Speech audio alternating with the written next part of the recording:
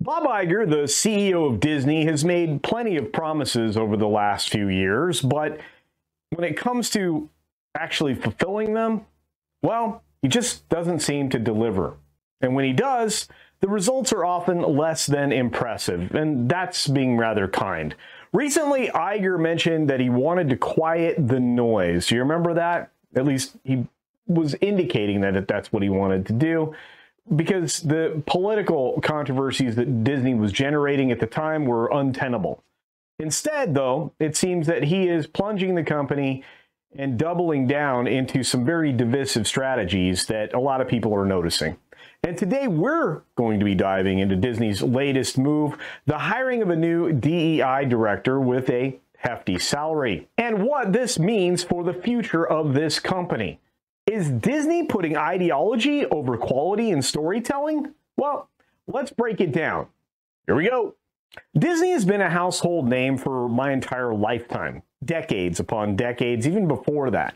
They built on a foundation of magical storytelling, memorable characters, and a focus on quality entertainment, family entertainment. But lately, it seems like the company is losing its way, prioritizing political agendas over what really matters, creating experiences that bring joy to millions. And when Bob Iger returned as CEO, he talked about getting back to the basics. But instead, we're seeing more moves to cater to divisive ideologies pretty much on the daily, like the recent job posting I mentioned at the beginning, a new DEI director. And this isn't the first time that Disney has made headlines for its political stances, and it likely won't be the last time. I mean, it seems to be a daily occurrence where I'm reporting on this stuff, and you can find that right up there, especially the court cases. Holy cow. So why does this matter? Well, Disney's core audience, which is families, even though they are trying to abandon them, the families are looking for actual wholesome entertainment, and it's starting to feel alienated. Instead of focusing on what made Disney great, like timeless stories and beloved characters, as I mentioned before, the company is actually pouring a whole lot of resources into DEI initiatives that don't actually seem to be delivering. The result? A growing disconnect between Disney and its audience, as well as an increase in lawsuits and backlash, which you can find right up there. As other companies begin to distance themselves from DEI, you've seen that happening a lot recently, realizing all of these pitfalls that show up when you do that and what backlash actually costs, Disney seems to be heading in the opposite direction, at least for now. We're going to get into the actual details, which is Disney's latest job posting. As I mentioned at the top of the video, a DEI director with a salary nearing $250,000.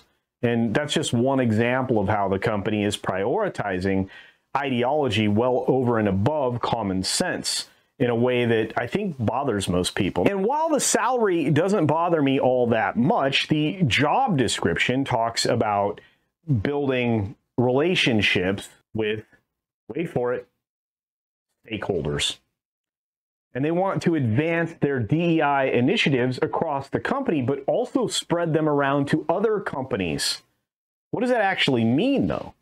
It means more of a focus on social engineering, more division within the company itself, and ultimately a detachment from the very values that actually got them where they are. So what once made Disney a great and beloved company, an institution that American families could trust.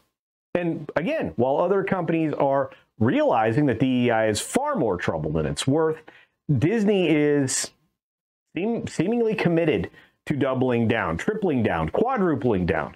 And despite all of the obvious things that I mentioned, including the financial and reputational risks, they continue to go headlong into something that ultimately creates no profit. And look, some people may argue that Disney is simply trying to stay relevant in a rapidly evolving and changing world. The reality is that these types of moves are alienating their primary core audience, the ones that got them there and the ones that keep them there, quite frankly. DEI initiatives, when they overshadow quality and creativity, they absolutely don't bring the positive outcomes that, well, they promise. Instead, they actually introduce bias and inefficiency and a distraction from what really matters, delivering exceptional, over-the-top family entertainment. At a time when Disney should actually be focused on getting back to the basics, as Iger suggested, as I mentioned at the beginning of the video, they're instead veering further into the realm of political correctness, which we need to start abandoning because it's going to make it very difficult to communicate in the future. In the end, Disney's recent decisions have raised some very serious questions about where the company is headed, what direction they're going in. Are they more interested in pushing a political agenda, as I've suggested here many, many times, or are they actually still committed to creating magical experiences for their fans? Bob Iger might want to talk about quieting the noise, but with moves like these, it actually seems like Disney is only turning up the volume. And again, I think that's being kind. As a Disney fan, or as somebody who just cares about good storytelling, I think it's time to ask, what's really going on here? Is he somehow getting some benefit out of this we just don't know?